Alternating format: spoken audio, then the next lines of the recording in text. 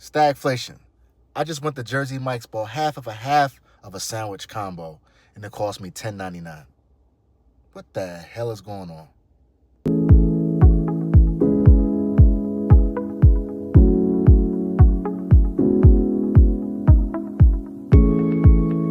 There's a possibility that we're in a stagflation economy right now, and that's the worst one that we can be in. That is the worst type of economic situation that we can be in. Stagflation. I want you guys to Google the word stagflation. But basically, it means that the economy is stagnant. Plus, we have inflation, which means the American economy is growing at a slow pace. Meanwhile, inflation is rising. So that same bag of chips that you bought last year has increased by a tremendous amount. Meanwhile, your pay has lowered. So you're paying more for goods, but your pay is lowered. Bro, tell me why this little ass bag costs $3 now. Same joint I used to grab for a buck and change. That's stagflation, my guy. Prices jumping, but you ain't making no more bread. They taxing snacks like rent. Wild thing is, this big bag only 30 cents more. How that makes sense? Think about your own economy. You're paying more for goods, meanwhile, your pay is less. That means you're in a stagnant economy. You have a stagnant budget. You have a stagnant amount of money. Your money is not growing at the rate of the goods. So you're stagnant.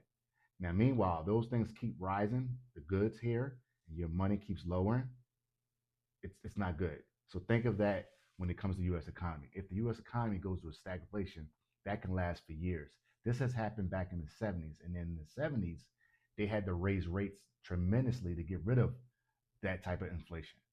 And when they did that, the U.S. economy went into a long, long recession. Those were the days when, if you were born back then, if you were a kid back then, you saw those signs for government cheese. You saw those signs for peanut butter and powdered eggs and powdered milk. They had to give that food away because people didn't have food. It was like a mini depression. So farmers gave away their food. Meanwhile, they got contracts from the government to give away their free food. These big old blocks of cheese and this uh, fake peanut butter and fake powdered eggs.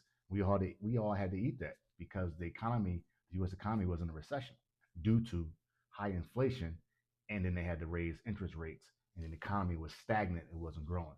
So that's what type of period we may be in right now, is a stagnant economy, and that's something we do not want. Hopefully, we can grow out of this. I don't know. I mean, meanwhile, the jobs are lowering. The unemployment rate is just keep going high. Nobody's getting hired.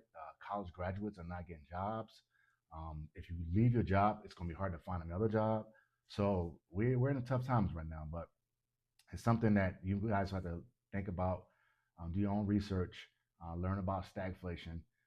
Just don't learn about inflation, because inflation is easy to understand. Deflation is easy to understand. But I want you guys to take the term stagflation and run with it. Do your research, learn about it, because we may be in a stagnant economy. And if we're in a stagflation economy, rough times are upon us. So to beat stagflation, to beat this stagflation economy, and to win based on this stagflation economy, I'm always trying to give you solutions. I think diversify your portfolio. That means try to limit some of the growth stocks, try to implement some dividend stocks, some value stocks. That way, your portfolio is diverse and you can beat stagflation. Also, um, you can lower your debt. If you got some debt problems, some credit card problems, if you're sitting on like $5,000 in debt, try to pay that off, because you do not want to have debt in a stagnant economy, knowing that your pay is not going to be up, or you're not going to get any raises. Meanwhile, your debt's going to keep increasing. So definitely make sure that your debt is paid off. Also, you might want to invest in some real estate. If you have a lot of money, real estate is really good in a stagnant economy because it's a safe bet. So those are three things that I would do: pay off your debt, diversify your portfolio, and if you do have some money, I wish I had that type of money, but if you do have that type of money, buy some real estate, because real estate is a sure bet when it comes to a stagnant economy. Now, I'm not saying go out there and buy the housing right now, because housing is very expensive. But once those prices start lowering down and coming down, people have to like bail out their homes. You might want to have some money ready, because houses are about to get cheap.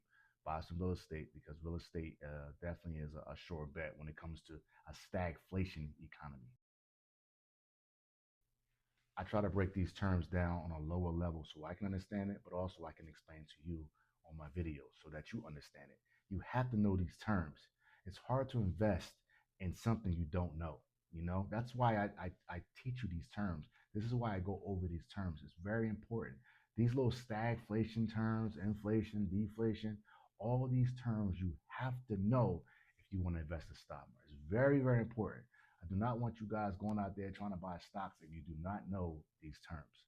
Again, I'm brand new to the game as well.